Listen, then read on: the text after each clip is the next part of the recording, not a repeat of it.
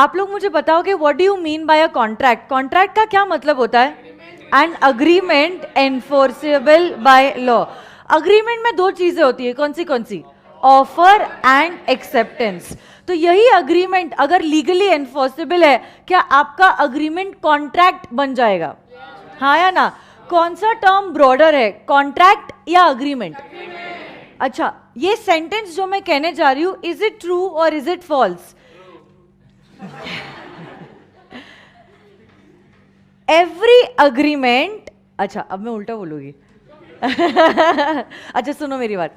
Every contract has an agreement, but every agreement may not be a contract. True और false? वापस से सुनो। Every contract has an agreement, but every agreement may not become a contract. True, yes और no? उसके बाद next point आपको मुझे बताना है कि what are the basic essentials of a valid contract. कोई भी कॉन्ट्रैक्ट वैलिड बनने के लिए क्या सारी चीजें रिक्वायर्ड होती है? सबसे पहली बात, how many parties minimum? Can these parties be natural people? Can they be artificial persons? Can they be a combination of both natural as well as artificial persons? Next point, क्या intention होना चाहिए to create a legal obligation? क्योंकि अगर आपका intention नहीं है legal obligation create करने का, आपका ये अग्रीमेंट कभी कॉन्ट्रैक्ट बनेगा ही नहीं। क्या आपका अग्रीमेंट ही रह जाएगा? कल इसके ऊपर हमने एक केस लॉ भी देखा था। क्या आप लोग मुझे बता सकते हो what was the name of the case law? Balfour versus Balfour. तो ये केस लॉ में क्या हुआ था? हस्बैंड ने वाइफ को प्रॉमिस किया था, क्या प्रॉमिस किया था? कि every month husband will give his wife a certain amount of sum as maintenance. कुछ समय के लिए हस्बैंड ने ये पैसा दिया, बाद में ये पैसा देना बंद कर दिया ना, तो इसीलिए वाइफ ने हस्बैंड के अगेंस्ट केस फाइल कर लिया। बट मुझे बताओ, क्या ये केस मेंटेनेबल है? नहीं। क्यों? क्योंकि ये सिर्फ एक अग्रीमेंट रह गया। क्या ये कॉन्ट्रैक्ट बना? नहीं। क्योंकि यहाँ पे क्या कोई भी लीगल इंटेंशन था लीगल ऑब्लिगेशन क्रिएट करने का? नहीं। कुछ कॉन्ट्रैक्ट्स ऐसे होते हैं जिनमें कुछ अलग तरीके की फॉर्मेलिटीज लगती है, जैसे कि राइटिंग में होना जरूरी है, सिग्नेचर होना जरूरी है, रजिस्टर्ड होना जरूरी है। आपके स्पेशल काइंड ऑफ कॉन्ट्रैक्ट में अगर ये रिक्वायरमेंट है, तो ऐसे केस में व्हाट विल हैपन इज आपको भी वो कॉन्ट्रैक्ट के स्पेशल रिक्वायरमेंट्स कंप्लाई करने पड़ेंगे, नहीं तो फिर ये कॉन्ट्रैक्ट वैलिड कंसिडर नहीं होगा। मीनिंग क्या सर्टेन होना चाहिए? तो आपको याद है दीपिका रणवीर का एग्जाम्पल। तो शुड यू थिंक, ये सारी चीजें आपको जरूर याद रहेगी कि बाकी कुछ याद रहे नहीं रहे। मुझे बताओ, क्या दोनों भी party should think about the same thing in the same sense at the same time? इसको क्या बोलते हैं? लैटिन वर्ड है कंसेंसस एड इडियम। क्या बोलते हैं? Consensus ad idem. और एक लास्ट पॉइंट था जो कहता है जो भी आपने चीज डिमांड की है, ये चीज को परफॉर्म करने के लिए क्या पॉसिबिलिटी होनी चाहिए। It should not be impossible to perform. तो आप किसी को ये वादा नहीं कर सकते कि आप you will make a dead person alive, या आप से यहाँ पे जैसे मैंने एग्जाम्पल दिया था कि आप मैजिक से कोई ट्रेजर डिस्कवर कर सकते हो। ये सारी चीज they are impossible to perform, क्योंकि ये सारी चीजों को परफॉर्म करना इम्पॉसिबल है। इनसे बनाए गए कॉन्ट्रैक्ट भी वैलिड नहीं होते हैं। सेक्शन नंबर 10 जो है, it is actually talking about the essentials of a valid contract. ये 5 पॉइंट्स तो जनरलाइज पॉइंट्स थे। कॉन्ट्रैक्ट एक्ट इन पॉइंट्स के बारे में बात करता है। पहला पॉइंट जो सेक्शन 10 कहता है वो है there should be a valid offer and acceptance. हाँ या ना? और यही ऑफर और एक्सेप्टेंस से क्या हमारा अग्रीमेंट बनता है? हाँ या ना? और यही अग्रीमेंट क्या लीगली एनफोर्सेबल भी होना जरूरी है, तो ही आपका कॉन्ट्रैक्ट बनता है। देखो, उसी में मैंने आपको एक कॉन्सेप्ट सिखाया था रिलेटिंग टू कंसिडरेशन। कंसिडरेशन के ऊपर मैं वापस से 2 मिनट चर्चा करना चाहती हूँ, क्योंकि कुछ बच्चे जो है उन्हें ठीक से समझ में नहीं आया है। ओके, जिन्हें समझ में आया है उनके लिए रिविजन।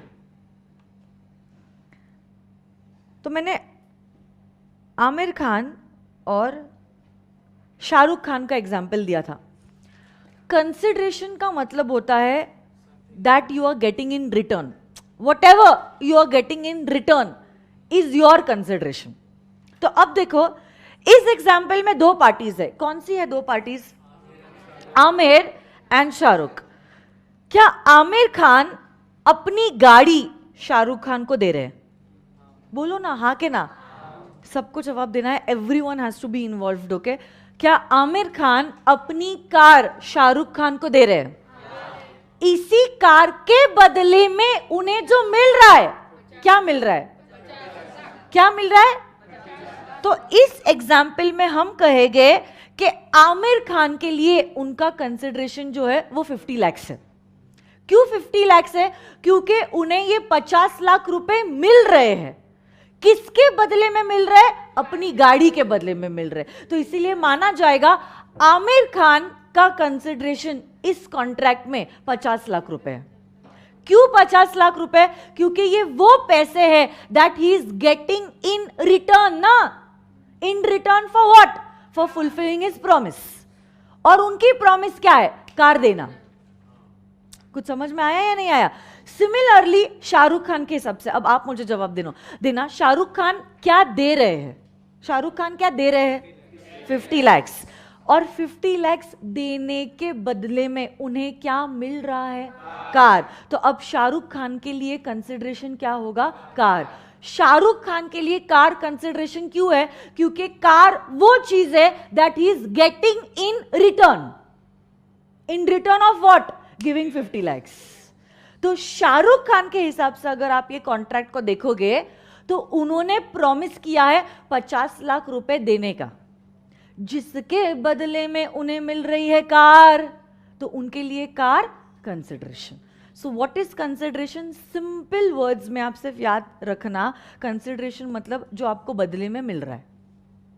आपका कर्तव्य निभाने के बाद जो आपको बदले में मिलता है ना, उसको कहते हैं कंसिडरेशन. तो जैसे इस एग्जाम्पल में आमिर ने अपना कर्तव्य निभाया गाड़ी देके.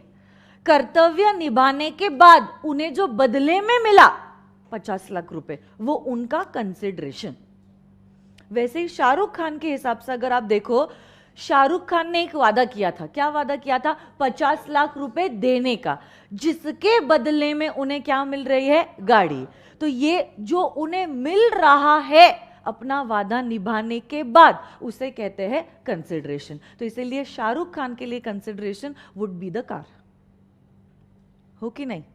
हाँ या ना? कंसिडरेशन का मतलब होता है समथिंग इन रिटर्न. तो जो कुछ भी आपको इन रिटर्न मिलता है, इन रिटर्न ऑफ व्हाट?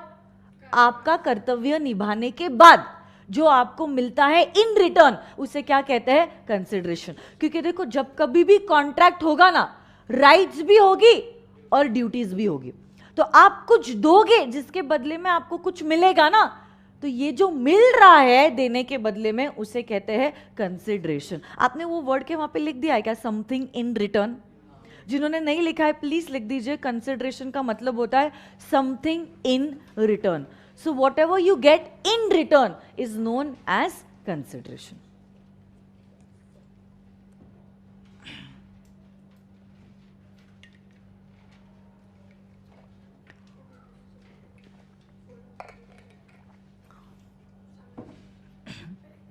समझ में आया सभी लोगों को? बोलो हाँ या ना.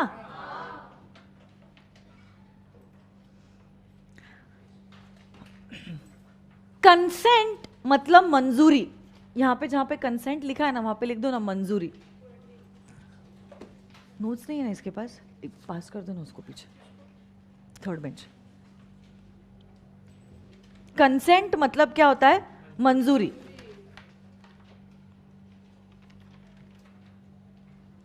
मंजूरी या तो लिख दो इंग्लिश में एक्सेप्टेंस.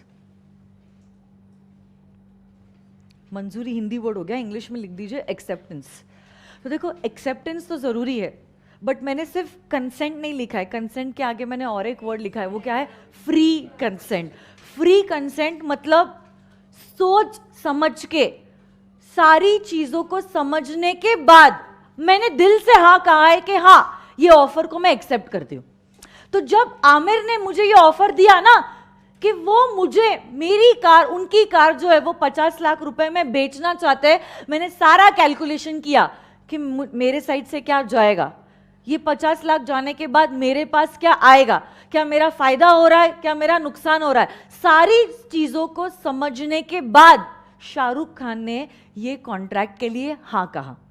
शाहरुख खान ने ये ऑफर को एक्सेप्ट किया। मतलब बेसिकली उनका जो एक्सेप्टेंस था वो फ्री था। वो फ्री था मतलब कोई प्रेशर में आके उन्होंने हाँ या ना नहीं कहा है। कोई प्रेशर किस तरीके का हो सकता है, मॉरल प्रेशर हो सकता है या से फिजिकल प्रेशर भी हो सकता है। गन पॉइंट में आमिर खान ने फोर्स किया शाहरुख खान को ये गाड़ी खरीदने के लिए। मतलब इज दिस अ प्रेशर? समझ में आ रहा है या नहीं? तो अब हम क्या कह रहे हैं, ये जो एक्सेप्टेंस हमें मिला है ना, ये एक्सेप्टेंस कैसा होना चाहिए? फ्री होना चाहिए। Free of what? Any kind of pressure. ना मॉरल प्रेशर होना चाहिए, ना फिजिकल प्रेशर होना चाहिए, ना हमारे साथ कोई फ्रॉड होना चाहिए, ना हमारे साथ कोई धोखा होना चाहिए। देखो ना, सपोज आमिर कहते हैं कि ये गाड़ी में ये सारे फीचर्स है, 100 फीचर्स बता देते शाहरुख खान को। गाड़ी अब क्यों खरीदी शाहरुख खान ने? ये समझते हुए कि इस गाड़ी में ये 100 फीचर्स है। गाड़ी खरीदने के बाद समझ में आया ना 100 फीचर्स तो दूर की बात, ये 10 फीचर्स भी नहीं है। तो अब ऐसे केस में शाहरुख खान के साथ क्या धोखा हुआ? अगर शाहरुख खान को पता होता इस गाड़ी में ये 100 फीचर्स नहीं है बल्कि ये सिर्फ 10 फीचर्स है, तो ऐसे केस में वो कभी गाड़ी खरीदते ही नहीं। गाड़ी क्यों खरीदी? क्योंकि ये गाड़ी में ये 100 फीचर्स थे। मतलब उनके साथ क्या धोखा हुआ है, उनके साथ क्या गलत हुआ है? मतलब सिर्फ मंजूरी लेने के लिए उनको धोखे में रखा गया। मतलब उनका कंसेंट यहां पे भी फ्री नहीं है। मतलब आमिर को पता था कि अगर वो सच बोलते ना कि सिर्फ 10 फीचर्स है, शाहरुख खान उन्हें कभी हाँ नहीं बोलता। सिर्फ हाँ पाने के लिए उन्होंने 100 फीचर्स झूठे बोल दिए, जो गलत हो रहा है। मतलब यहां पे कंसेंट फ्री नहीं होता है। तो ऐसे केस में लॉ मेकर्स कहते हैं ऐसा कभी धोखा आपने किसी को दिया ना, तो ऐसे केस में हम मानेंगे कि ये कॉन्ट्रैक्ट वैलिड ही नहीं होगा।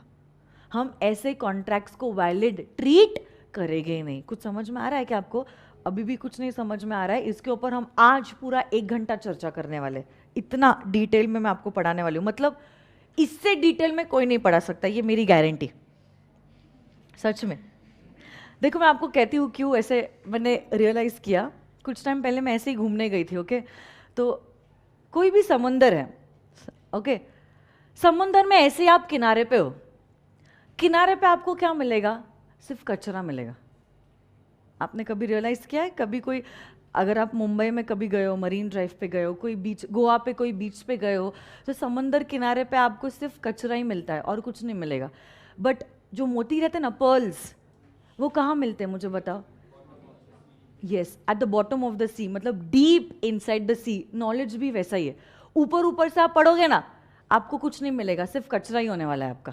सच में, when you only study in deep, thorough knowledge जब आपको मिलेगा ना, तब आपको रियलाइज होगा कि आपकी जो कीमत है वो कई गुना ज्यादा है। देखो, चार्टर्ड अकाउंटेंट वो भी है जो 50,000 रुपये में कमाते हैं पर मंथ, और चार्टर्ड अकाउंटेंट वैसे भी है जो करोड़ों में खेलते हैं।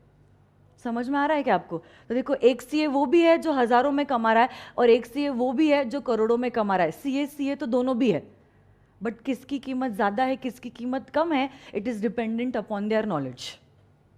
नहीं समझ में आ रहा है मैं क्या कह रही हूँ? देखो, वही वो चीज है। तो आपको किसके लिए पैसा मिलने वाला है आपको मालूम है? Only for your knowledge. It is only for your knowledge. क्या किया सचिन बंसल और बिन्नी बंसल ने, फ्लिपकार्ट के ओनर्स, कुछ आइडिया है? एक कंपनी इनकॉर्पोरेट कर दी और अब करोड़ों में खेल रहे ना।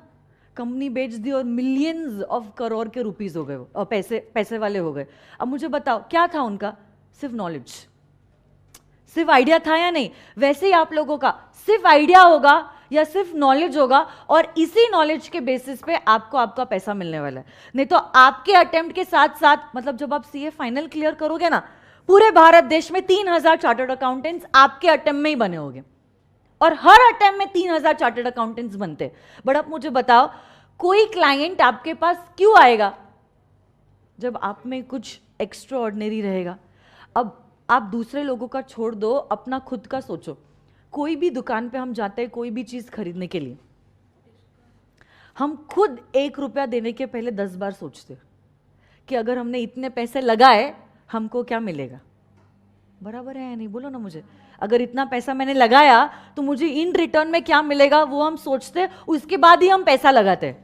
अगर हम खुद ऐसा एटीट्यूड रखते हैं चीजें खरीदते वक्त, तो ऑब्वियस सी बात है क्या लोग भी हमारे तरफ वही एटीट्यूड रखेंगे। तो अगर क्लाइंट भी आ रहा है आपके पास, ये मारवाड़ी क्लाइंट्स ना बड़े बेकार होते हैं, 4 लोगों के पास जाएंगे और रेट कंपेयर करेंगे फिर आपके पास आएंगे। तो अब देखो, अगर वही सर्विसेज आप दे रहे हो और वही सर्विसेज ये भी दे रहे हैं, तो ऑब्वियस सी बात है वो तो वही चार्टर्ड अकाउंटेंट के पास जाएगा जिसके रेट्स कम है। It is a rat race, as simple as that. तो ऑब्वियस सी बात है, अगर आप कुछ हायर चार्ज करना चाहते हो, क्या आप में वो नॉलेज भी होना चाहिए ताकि वो बोले भाई आप ये पैसे छोड़ दो। सपोज आपने डिमांड किए 5,000 रुपए, वो बोल रहा है नहीं नहीं 5,000 छोड़ दो, तुम 50,000 रुपए रख दो, बट मेरी फाइल सेफ होनी चाहिए। ये औकात आप में होनी चाहिए ना। आप बिलीव नहीं करोगे, 2013 में कंपनीज एक्ट आया था नया। That time I was also practising. 2 सालों से मैंने प्रैक्टिस बंद कर दिया। तो जब कंपनीज एक्ट 2013 आया तो क्या हुआ था, कंपनीज एक्ट से रिलेटेड सब कुछ चेंज हो गया। क्योंकि देखो 1956 एक्ट जो थी इतने सालों से चलती आ रही थी, तो आप इमेजिन कीजिए सारे सीनियर चार्टर्ड अकाउंटेंट्स उनकी प्रैक्टिस 1956 एक्ट के हिसाब से थी। जो हमारे फ्रेशली क्वालिफाइड चार्टर्ड अकाउंटेंट्स थे उन्होंने भी 1956 की एक्ट पढ़ी थी। तो बेसिकली जो भी चार्टर्ड अकाउंटेंट मार्केट में था ना, उन्हें 2013 का नॉलेज नहीं था, उन्हें था 1956 का नॉलेज। और 2013 में एक नया कॉन्सेप्ट आया था कंपनीज एक्ट में रिलेटिंग टू 1 पर्सन कंपनी। मैं आपको पढ़ाने वाली हूं, कभी सुना है क्या आपने ऐसा? 1 पर्सन कंपनी मतलब आज के जमाने में एक अकेला बंदा भी कंपनी इनकॉर्पोरेट कर सकता है, आपको 2 लोगों की जरूरत नहीं है। शायद से 11th-12th में अगर आपने थोड़ा बहुत कुछ ओसी पढ़ा है ना, ऑर्गेनाइजेशन ऑफ कॉमर्स, उसमें हल्की सी झलक कंपनी फॉर्म ऑफ ऑर्गेनाइजेशन के बारे में आपने पढ़ा होगा। अर्लियर आपको कम से कम 2 या 7 लोग लगते होते थे कंपनी को इनकॉर्पोरेट करने के लिए, बट आज के जमाने में 2013 के एक्ट के आने के बाद even 1 alone person can incorporate a company. You know, एक क्लाइंट आया मेरे पास और उन्होंने मुझे बोला कि 1 पर्सन कंपनी मुझे इनकॉर्पोरेट करनी है। पहले ही was working as a sole proprietor. Sole proprietor क्या होता है मालूम है क्या आपको? He was working as a sole proprietor. But company form of organisation का सबसे बड़ा एडवांटेज होता है लायबिलिटी लिमिटेड होती है। तो इसलिए उसने कहा मुझे ये सोल प्रोप्राइटरीशिप ना ओपीसी में, मतलब 1 पर्सन कंपनी में कन्वर्ट करनी है, ऐसा रिक्वेस्ट किया। तो अब देखो, यू वोंट बिलीव, सिर्फ सोल प्रोप्राइटरीशिप को ओपीसी में पेपर वर्क होता है, उसको कन्वर्ट करने के लिए मैंने उससे 35,000 रुपीज मांगे। और मैंने कहा आप टेंशन मत लो, बढ़िया सी बढ़िया कंपनी इनकॉर्पोरेट करके मैं आपको दूंगा। देखो, समझने की कोशिश करो, कंपनी को बढ़िया या घटिया आप बिजनेस करके बनाते हो। चार्टर्ड अकाउंटेंट सिर्फ क्या करते हैं, सर्टिफिकेट ऑफ इनकॉर्पोरेशन लाके देते हैं। अब देखो, इन्फोसिस लिमिटेड हम कहेंगे क्या बढ़िया कंपनी है, तो चार्टर्ड अकाउंटेंट ने उसको बढ़िया नहीं करी है, समझ रहे हो क्या? या टाटा मोटर्स है, तो टाटा मोटर्स को टाटा मोटर्स के चार्टर्ड अकाउंटेंट ने बढ़िया नहीं किया, रतन टाटा ने बढ़िया किया है। या रिलायंस कंपनी लिमिटेड है, तो रिलायंस इंडस्ट्रीज को जो धीरूभाई अंबानी थे उन्होंने उसे बढ़िया बनाया है। धीरूभाई अंबानी के चार्टर्ड अकाउंटेंट ने उसको बढ़िया नहीं बनाया है। बढ़िया या घटिया कौन बनाता है? क्लाइंट खुद बनाता है उसे बिजनेस करके। हम क्या करते हैं, मैंने आपको खुद ने कहा है कि 30 दिनों के अंदर मैं आपको सिखाऊंगी कंपनी कैसे इनकॉर्पोरेट करते। इस स्टेज पे 18 की उम्र पे आप सीख जाओगे कंपनी को इनकॉर्पोरेट करना कितना आसान होता है। उसके लिए मैंने चार्ज किए थे 35,000 rupees. Why? Only for my knowledge, क्योंकि ये नॉलेज मुझे था और बाकी के प्रैक्टिसिंग चार्टर्ड अकाउंटेंट्स को नहीं था, तो वो क्लाइंट के पास ऑप्शन ही नहीं था।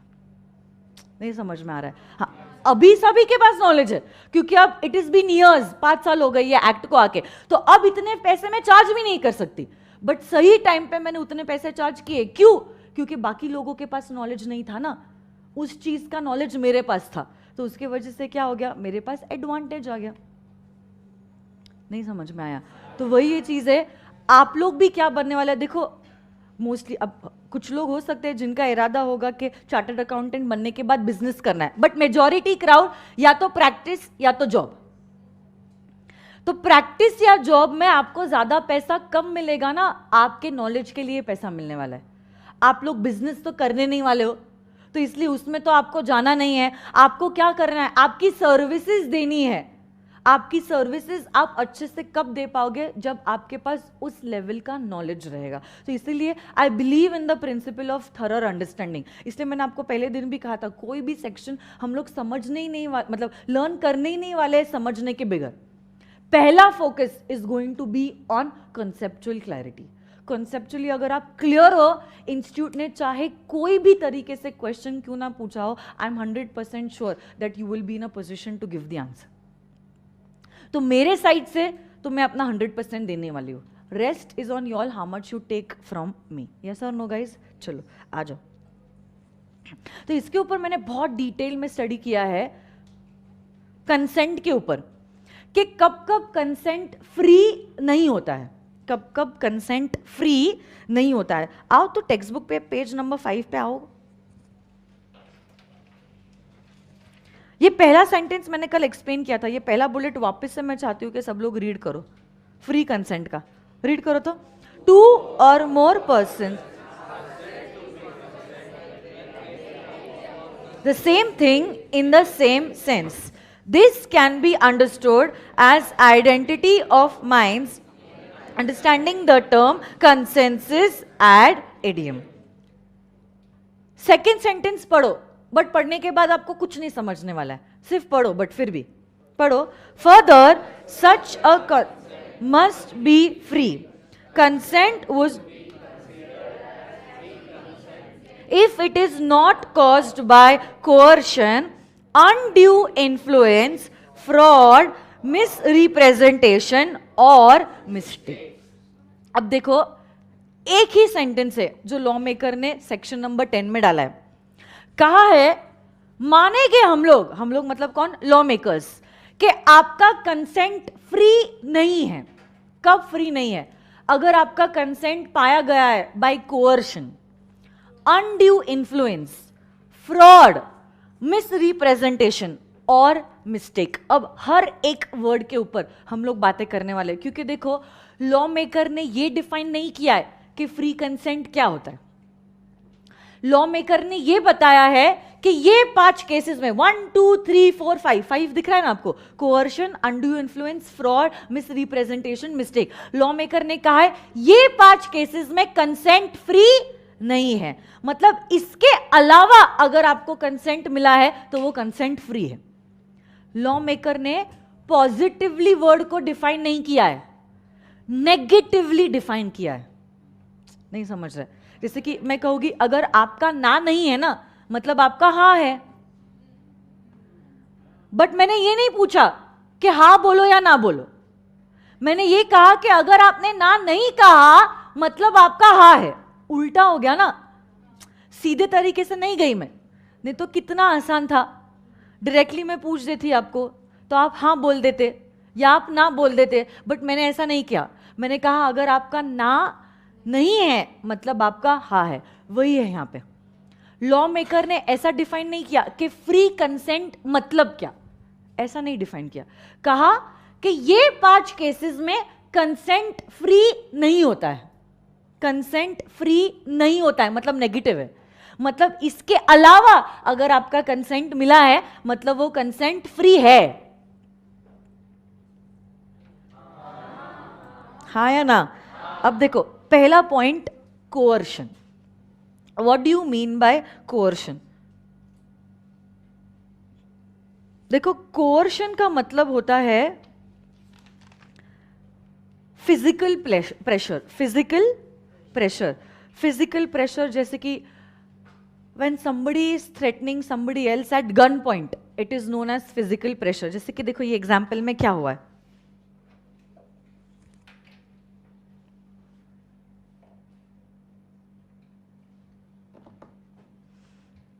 This is an example of coercion. लिखोगे बाद में, पहले सिर्फ समझो कि यहां पे हो क्या रहा है। क्या हुआ, एक बार नाना पाटेकर ने आरके को गन पॉइंट पे थ्रेट किया ना। नाना पाटेकर ने आरके को गन पॉइंट पे थ्रेट किया ना। क्या थ्रेट किया? कि आपको मुझे इतने लाख का लोन देना ही पड़ेगा, चाहे आपकी मर्जी है या नहीं मर्जी है, मुझे फर्क नहीं पड़ता, आपको मुझे लोन ऑफर करना ही करना पड़ेगा। अगर आपने मुझे ये लोन नहीं दिया ना, खलास, आपकी जिंदगी खत्म हो जाएगी। अब ये डर में आके कि मेरी जान को खतरा है, मेरे घर वालों का क्या हो गया, आरके ने ये लोन का अमाउंट दे दिया टू नाना पाटेकर। कुछ समझ में आया क्या? अब मुझे बताओ, इस केस में जब ये लोन का अमाउंट आरके ने नाना पाटेकर को दिया, क्या यहां पे आरके का कंसेंट फ्री था? क्या मजबूरी में आके उन्होंने ये लोन का अमाउंट नाना पाटेकर को दिया? मतलब यहां पे was there a physical pressure कि अगर मैंने ये लोन नहीं दिया, हो सकता है उन्होंने मुझे मार डालेगा, और इसने अगर मुझे मार डाला तो जिंदगी में कुछ बचा ही नहीं। तो ये डर के मारे उन्होंने ये लोन का अमाउंट नाना पाटेकर को दे दिया। इसको कहते हैं एज अ फिजिकल प्रेशर। क्या है ये? Physical pressure. फिजिकल प्रेशर को लॉ के टर्म्स में कहते हैं कोअर्शन। क्या कहते हैं? कोअर्शन। तो अगर कोई इंसान आपको फिजिकली प्रेशराइज करके, टॉर्चर करके, हैरेस करके आपको कोई कॉन्ट्रैक्ट एंटर करने के लिए मजबूर करता है, my dear friends, law maker कहते हैं आपका कंसेंट फ्री नहीं है। ऑब्वियस सी बात है ना। और अगर आपका कंसेंट फ्री नहीं है, मतलब ये कॉन्ट्रैक्ट वैलिड नहीं है। देखो, क्योंकि हम पढ़ क्या रहे हैं ना, उसको मत भूलो। हम क्या पढ़ रहे हैं? Essentials of a valid contract, वही पढ़ रहे हैं ना। And one of the essentials of a valid contract is free consent. One of the essentials is free consent. और अगर कंसेंट फ्री नहीं है, कॉन्ट्रैक्ट भी वैलिड नहीं है। तो यहां पे क्या हुआ है? नाना पाटेकर को बेनिफिट मिला है। मिला है या नहीं बेनिफिट? उनको बेनिफिट मिला है at the cost of RK. सही है गलत है? मतलब ये तो नहीं देना चाहते थे लोन, उन्हें पता है इंटरेस्ट तो छोड़ दो, वो तो आने ही नहीं वाला है, प्रिंसिपल अमाउंट भी डूब ही गया, मतलब ये लोन है ही नहीं, ये समझ लो डोनेशन है। बट अब उन्हें अपनी जान का खतरा है, इसीलिए वो प्रेशर में आके उन्होंने क्या कर दिया? नाना पाटेकर को ये लोन का अमाउंट दे दिया। कल जाके अगर आरके ने केस फाइल किया ना नाना पाटेकर के अगेंस्ट, कोर्ट किसकी साइड लेगा? आरके की। क्योंकि कोर्ट कहेगा this contract is not valid, and because this contract is not valid, Nana Patekar जितना पैसा आपने आरके से लिया है वो पैसा आपको उन्हें रिटर्न करना पड़ेगा। क्योंकि फिजिकल प्रेशर में आके आप किसकी भी मंजूरी नहीं ले सकते, इस कॉन्ट्रैक्ट को हम वैलिड ट्रीट नहीं कर सकते। और क्योंकि ये कॉन्ट्रैक्ट वैलिड नहीं है, पोजीशन जैसी पहले थी वैसी हो जानी चाहिए, इसलिए नाना पाटेकर ये पैसा आरके को वापस दे दीजिए। देखो, एक चीज मुझे आपको बोलना है। हाँ, ये मुझे बोल रही है कि मैम कोई प्रूफ नहीं होगा। अब देखो, प्रूफ कैसे करते हैं, it is a totally different field. I am sure आपके माइंड में भी ये सवाल आया होगा, it is a genuine doubt, no problem. देखो, प्रूफ कैसे करते हैं चीजों को ना, this is going to be taught to you all in the LLB course. LLB के कोर्स में, मतलब एडवोकेट्स, लॉयर्स का जो कोर्स होता है ना, उसमें सिखाया जाता है कि चीजों को प्रूफ कैसे करते हैं। As a chartered accountant we are only expected to have the basic knowledge of law. तो देखो, अगर एग्जामिनर ने आपके आंखों के सामने एक सवाल रखा, क्या सवाल रखा कि नाना पाटेकर ने आरके को गन पॉइंट पे थ्रेट करके ये लोन का अमाउंट देने दिया, क्या ये कॉन्ट्रैक्ट वैलिड है या नहीं वैलिड है? हाँ, तो वैलिड नहीं है। Exactly this is what I want to explain to you all. तो एग्जामिनर ने अगर ऐसा कुछ सवाल पूछा है ना, आपको एग्जामिनर के सवाल के आगे ये दूसरा सवाल नहीं करना है कि एग्जामिनर पहले तू बता कि इसको प्रूफ कैसे करेंगे। समझने की कोशिश करो। अगर आप एग्जामिनेशन में मार्क्स चाहते हो, आपको एग्जामिनर के सवाल के आगे जवाब देना होगा, क्योंकि what is expected from you all is not how you are going to prove things. You all are not going to become lawyers. Are you getting this? तो आपको कोर्ट में जाकर चीजों को प्रूफ नहीं करना है। आपकी रिस्पॉन्सिबिलिटी होती है कि क्लाइंट ये सिचुएशन लेके आपके पास आया है। तो जैसे कि आरके आपका क्लाइंट है, तो कपूर साहब आए ना आपके पास और उन्होंने कहा कि देखो ना मेरे साथ क्या हो गया, रो रहा हूं ना। तो अब आपका रिस्पॉन्सिबिलिटी है उसको ये बताने का कि आरके तू टेंशन मत ले, मैं हूं ना। अंकिता मैम से लॉ पढ़ा है मैंने, आपको बताना होगा। देखो कॉन्ट्रैक्ट एक्ट का सेक्शन 10 ये कहता है कि अगर कंसेंट फ्री नहीं है तो कॉन्ट्रैक्ट वैलिड नहीं है। आप कोर्ट ऑफ लॉ में जाके ये बता सकते हो कि मेरे को गन पॉइंट पे थ्रेट करके ये लोन का अमाउंट मजबूर किया गया था देने के लिए, मेरा कंसेंट क्योंकि फ्री नहीं है, ये कॉन्ट्रैक्ट वैलिड नहीं है, मुझे ये पैसे दे दो। Then you will hire a lawyer for RK and the lawyer will prove, और जो भी है वो सारी चीजें हम बाद में देखेंगे। But how you suppose to prove things is not our concern. ठीक है, हमारा कंसर्न उतना ही है, हम अज्यूम करेंगे कि अगर एग्जामिनर ने कुछ सिचुएशन दी है, इट इज प्रूव्ड। हमारा सिर्फ कर्तव्य होगा उसे एनालाइज करने का और कंक्लूजन देने का। तो अब हमारे सामने ये सिचुएशन एग्जामिनर ने रख दी है, तो हम अज्यूम करेंगे कि ये प्रूव हो गया है कि उन्होंने गन पॉइंट पे उन्हें थ्रेट किया था और लोन देने के लिए मजबूर किया था। हमारी जिम्मेदारी है एग्जामिनर को जवाब देने का कि अगर ऐसा हुआ है तो अब हमें क्या करना पड़ेगा। कुछ समझ में आया है नहीं? तो we are not going to look into all these things, how you are suppose to prove things. वैसे तो अगर आपने देखा होगा सलमान खान का जो केस था, he was drunk and he was driving, he killed 2 people. Do you know this? Everyone knows that it was Salman who was drunk and he was driving, and it is he only who killed these 2 people. But court में क्या हुआ? Out of nowhere somebody someday some driver comes और वो बोलता है कि जज साहब सलमान जी नहीं थे, भाई तो पीछे बैठे थे, मैं ड्राइव कर रहा था। आपको मालूम है क्या हुआ था? अब मुझे आप खुद बताओ, ये इंसान कचहरी में आता है, कचहरी मतलब कोर्ट में आता है, खुद जज साहब को कहता है कि जज साहब भाई तो पीछे बैठे थे, मैं ड्राइव कर रहा था। कोर्ट क्या कर सकता है? कुछ नहीं कर सकता। इसलिए मैंने परसों भी मैंने ऐसे ही वर्ड्स यूज किए थे, कानून अंधा होता है ना। The lady of law in India, आप कुछ भी नहीं पता है आप लोगों को। लेडी ऑफ लॉ जो है, जो जस्टिस की लेडी है, हाँ, शी इज ब्लाइंड फोल्डेड। कभी आपने इसे रियलाइज किया है? मतलब उसके आंखों पे पट्टी बांधी हुई है और हाथों पे तराजू है। आंखों पे पट्टी बांधी हुई है, इसलिए मैं कहती हूँ कानून अंधा है। क्यों कानून अंधा है? क्योंकि उसको वही दिखता है जो आप दिखाते हो। समझ में आया क्या? उसको आपके या मेरे जैसे मॉरल प्रिंसिपल्स या समझने की कैपेसिटी नहीं होती। किसको? कानून को।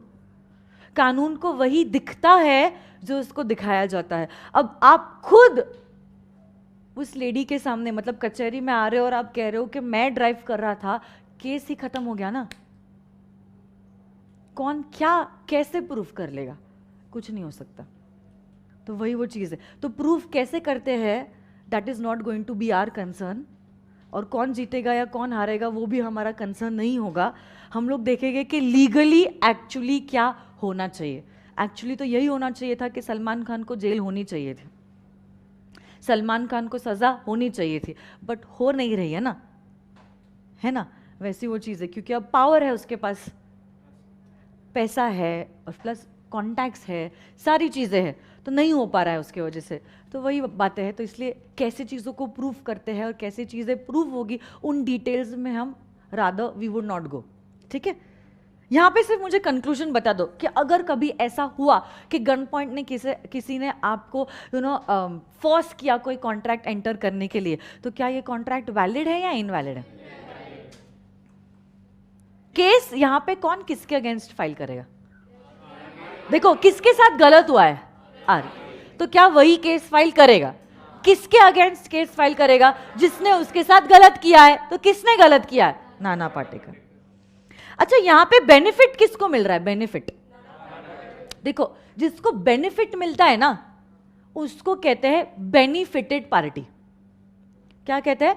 Benefited party. और जिसके साथ गलत हो रहा है, जो दुखी आत्मा है, जिसके साथ गलत हुआ है आर के, उसको कहते हैं अग्रीव्ड पार्टी। अग्रीव्ड मतलब वो दुखी आत्मा, मतलब वो इंसान जिसके साथ गलत हुआ है, उसको क्या कहता है? Aggrieved party. और जिसको बेनिफिट मिल रहा है उसको क्या कहता है? Benefited party. ये एग्जाम्पल लिख दो।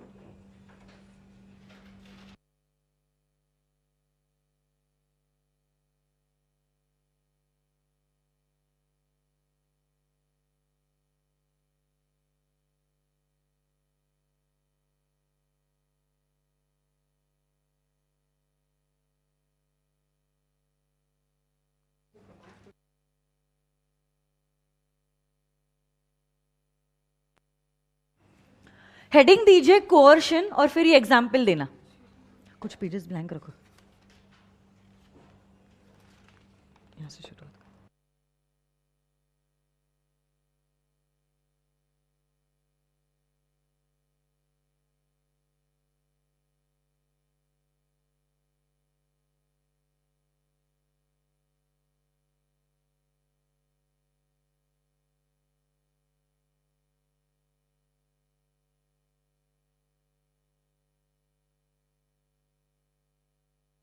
जो स्टूडेंट्स ने आज से ज्वाइन किया है ना, आप लोग टेंशन मत लेना, जो 2-3 दिन आप लोगों का मिस हो गया है वो वर्चुअली कवर्ड हो जाएगा।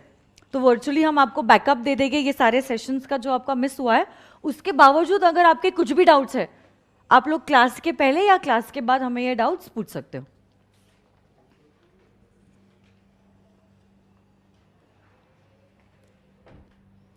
मेरे पहले 2 लेक्चर्स जो है ना फाउंडेशन के, वो मैंने यूट्यूब पे भी अपलोड किए हैं। तो देखो, tomorrow is the first Sunday of our class. कल सारी क्लासेस को छुट्टी होगी। बोला है क्या आनंद सर ने? नहीं है, नहीं बोला है ना? हाँ, तो because tomorrow is the first Sunday of our class, चारों भी सब्जेक्ट्स के लिए छुट्टी होगी कल। तो देखो, अब आप में से जो भी सारे बच्चे जिनका फर्स्ट सेशन या दूसरा सेशन मिस हुआ है, प्लीज मंडे को आने के पहले ये दोनों भी सेशंस आप लोग देख के आना, समझ के आना, क्योंकि देखो बाकी की क्लास आपसे 4 सेशंस अहेड है। तो आपको ऑटोमेटिकली वो इंफीरियोरिटी कॉम्प्लेक्स लगेगा कि इनको आ रहा है और मुझे नहीं आ रहा है। तो मैं चाहती हूं कि आप लोग सेम लेवल पे आ जाओ, इसलिए दोनों भी सेशंस आप देख के आना, क्योंकि पहले सेशन में तो मैंने लॉ के बेसिक्स कवर करवाए और इनफैक्ट सेकंड सेशन में तो मैंने ये बताया था कि कॉन्ट्रैक्ट होता क्या है। अगर आपको यही नहीं पता होगा कि कॉन्ट्रैक्ट क्या है तो हम आगे कैसे बढ़ेंगे। इसलिए please, it is going to be your responsibility के संडे के दिन बाकी सारे लोग जितनी मस्ती करे, आपको फर्क नहीं पड़ने वाला है। आपको इज्जत से बैठ के वो लेक्चर्स देखने होंगे, ठीक है? हमारे चैनल का नाम है स्वप्निल पटनी, यूट्यूब पे स्वप्निल पटनी करके हमारा चैनल का नाम है। वहां पे मेरा एक लेक्चर अपलोड हुआ है, दूसरा भी आज अपलोड हो जाएगा। हर्षद सर का, आनंद सर का और जतिन सर का भी आज अपलोड होने वाला है। तो tomorrow it is going to be your duty कि आप 10 घंटे बैठो, 14 घंटे बैठो, आपको जितना बैठना है आप बैठो, जितना आपका टॉलरेंस लेवल है, बट आपको वो सेशंस देख के ही मंडे के दिन आना होगा, ठीक है?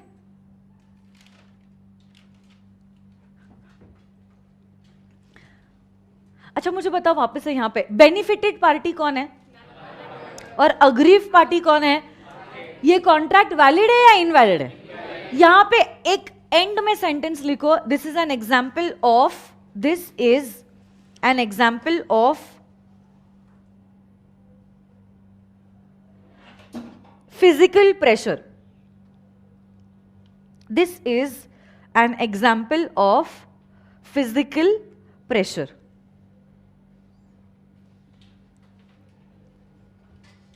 और लिख दो नीचे consent, here the consent of RK is not free. Here the consent of RK मतलब कपूर, रणबीर कपूर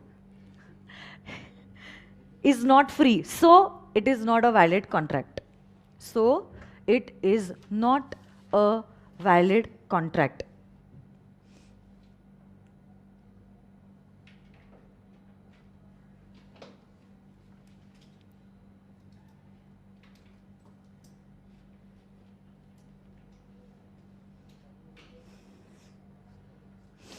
हो गया? नेक्स्ट वर्ड कौन सा है? Undue influence. अनड्यू इन्फ्लुएंस का क्या मतलब होता है? कभी कभार आपका रिलेशनशिप किसी के साथ ऐसा होता है कि आप उस बंदे को ना नहीं बोल सकते। जैसे कि कौन से ऐसे रिलेशनशिप होते हैं जहां पे आप किसी पर्सन को ना नहीं बोल सकते? A teacher and a student. Teacher and a student, अगर आपकी टीचर ने कुछ आपसे कह दिया, अब आपका नैतिक कर्तव्य होता है वो चीज को पूरा करने के लिए। Yes, very good example. Priest and followers मतलब वो जो स्पिरिचुअल गुरुज और उनके डिसाइपल्स होते हैं ना, उसी के ऊपर मैं एग्जाम्पल भी लेने वाली हूँ, बढ़िया सा एग्जाम्पल है। उसमें भी कभी कभार होता है, अपने जो गुरुज होते हैं ना, अपने धर्म के जो गुरुज होते हैं, उनसे हम कभी कभार इतने इन्फ्लुएंस हो जाते हैं कि हम उन्हें मना ही नहीं कर सकते। फिर अनदर एग्जाम्पल वुड बी जैसे कि सीनियर दादाजी है, फिजिकली वीक है, मेंटली वीक है, सारी चीजों के लिए अपने घर वालों के ऊपर डिपेंडेंट है।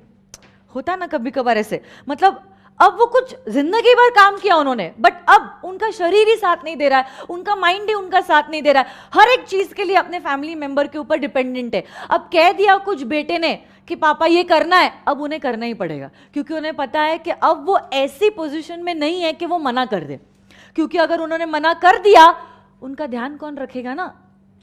समझ में आ रहा है क्या? तो ये प्रेशर फिजिकल प्रेशर नहीं है, this is a mental pressure. So basically mental भी, या तो हम कभी कभार कह सकते हैं मॉरल प्रेशर। तो क्योंकि हमारे मॉरल्स हमें रोक रहे उस इंसान को ना बोलने के लिए, हमें पता है कि हमारे साथ जो हो रहा है वो गलत हो रहा है, फिर भी हम हाँ कह देते। मास्टर एंड सर्वेंट, तो मालिक और नौकर, उनकी भी पोजीशन ऐसी होती है जहां पे कभी कभार नौकर जो है अपने बॉस को मना नहीं कर सकता। नौकर को पता है कि बॉस मुझे जो कहने जा रहा है वो गलत है, बट फिर भी वो गलत चीज करता है। क्यों? क्योंकि उसे पता है उसकी पूरी सैलरी उसी का तो ये बॉस दे रहा है। कल जाके अगर मैंने मना कर दिया और बॉस ने मुझे नौकरी से हटा दिया, मैं तो कहीं का नहीं रहा ना, मेरा ब्रेड बटर ही छीना जाएगा। तो अब मुझे पता है कि ये गलत है, फिर भी मैं ये गलत चीज करूंगा।